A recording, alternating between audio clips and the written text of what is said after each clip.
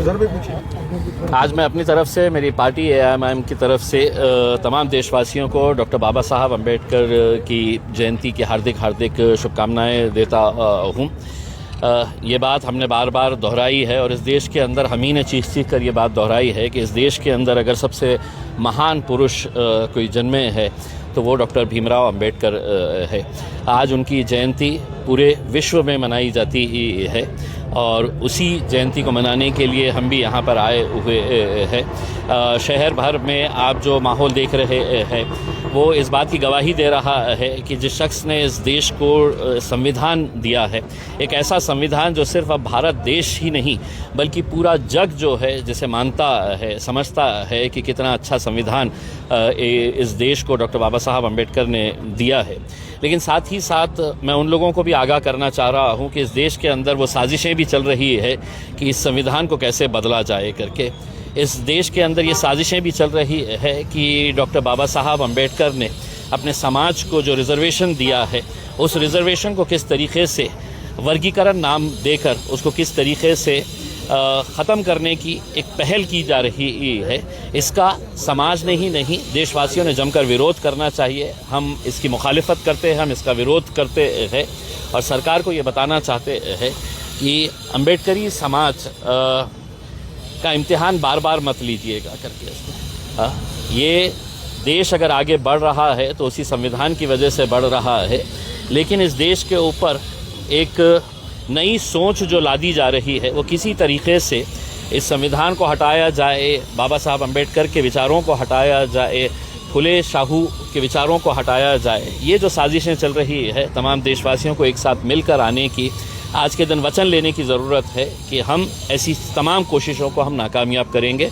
मैं एक बार फिर से तमाम देशवासियों को डॉक्टर बाबा साहब अम्बेडकर की 135वीं जयंती के ऊपर हार्दिक शुभकामनाएं देता हूं। पश्चिम बंगाल में जो है असदुद्दीन ओवैसी साहब ने कहा है कि ममता बनर्जी और नरेंद्र मोदी बाकी के सवालों के जवाब जो है, आज जश्न मनाइए, बाबा साहब अम्बेडकर की जयंती है और मैं समझता हूं कि असदुद्दीन ओवैसी साहब अपने जवाबों को देने के लिए सक्षम है पूरी तरीके से, वो दे देंगे। संविधान के ताल्लुक से आपसे ये पूछना है कि संविधान के निर्माता की आज जयंती है, लेकिन नेशनल लेवल से लोकल लेवल तक इसी संविधान को हथियार बनाकर दलितों माइनॉरिटीज़ को जो है तो कुचला जा रहा है, एक टूल के तौर पे इसको इस्तेमाल किया जा रहा है माइनॉरिटीज़ और। देखिए, हम ये बात बार बार दोहरा रहे हैं कि हुकूमत जो बैठी हुई है, चाहे वो राज्य सरकार की हो या केंद्र सरकार की हो, इनके पहले निशाने के ऊपर जो है वो इस देश का मुसलमान है। जब ये मुसलमानों से पूरी तरीके से फारिग हो जाएंगे तो इनका दूसरा सबसे बड़ा निशाना जो रहेगा वो SC समाज रहेगा, अम्बेडकरी समाज रहेगा। इनकी साजिश यही चल रही है उसमें। और अगर आज ये समाज तमाम, चाहे वो मुसलमान हो, दलित हो, पिछड़ा हो, अगर ये बात को नहीं समझेगा तो शायद बहुत देर हो जाएगी उसमें। ऐसा नहीं है कि आज मुझे तकलीफ़ सहनी पड़ रही है तो तुम खामोश है, कल तुम्हारे ऊपर वक्त आएगा तो मुझे भी खड़े रहना है तुम्हारे साथ उसमें। तो ये साजिशों को आज बहुत ज़्यादा ज़रूरी है हम सबको समझ कर भारतीय जनता पार्टी और RSS जो षड्यंत्र रच रही है इस देश के ऊपर, उसको किसी तरीके से ख़त्म किया जाए। लिटरेट एंट्री जो पीछे के दरवाजे से जो UPSC MPSC पे जो एंट्री दी जा रही है वो, और दूसरा खाजगीकरण करके आरक्षण को खत्म करने की कोशिश की जा रही है। देखिए, ऑलरेडी ख़त्म हो चुकी है। आप बहुत गफलत में है।